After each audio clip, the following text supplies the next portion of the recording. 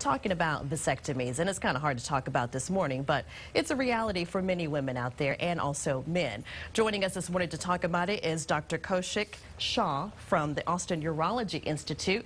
Thank you so much for being here. Good morning, Katina. How are you? Well, it's you have a lot of humor about it. It is a tough subject to talk about when couples decide they don't want to have any more children, and the decision sometimes is who is going to get the procedure. So for men, it's a vasectomy, a very easy procedure. So talk to us a little bit about it. Right. So men are tough guys in general, but we're kind of wimps when it comes to anything that deals with cutting below the belly button. Yes.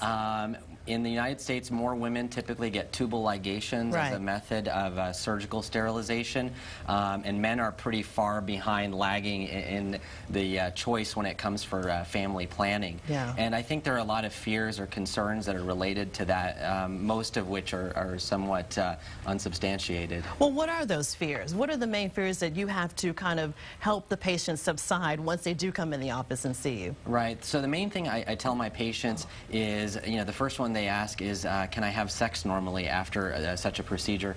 So the important thing is that after the procedure, all we are doing is surgically interrupting the flow of sperm. So that means there is no effect on testosterone production, i.e., so there is no effect on libido, there's no effect on erectile function, so everything continues to function just like it did before with the absence of sperm. Now, is it an easier procedure as opposed to a tubal ligation for women? Right. So tubal ligation is often done in the operating room. It's under a general anesthetic, requires small incisions in the abdomen to do that, and typically is not reversible. The great thing about a vasectomy is that it usually takes about 15 minutes. It's done in the office.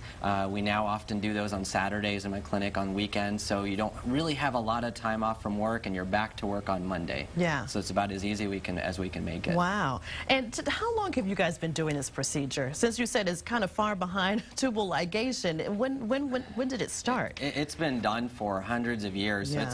It goes back historically pretty far, and especially if we go to developing countries in China and India and places like that, it's done very routinely on a regular basis. I think just in America we're a little more shy about that. Yeah.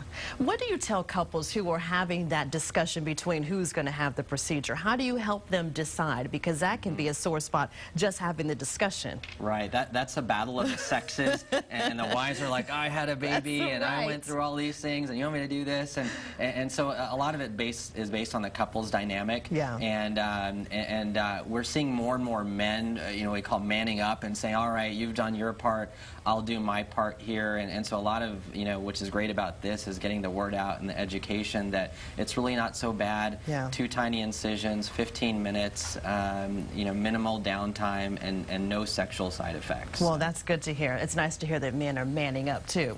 Well, if you'd like to visit Dr. Shah, there is his information. He is at the Austin Urology Institute. You can make an appointment by calling 694-8888 and then give us your web address, austinurologyinstitute.com. Thank you so much for being here. We appreciate it. Great insight.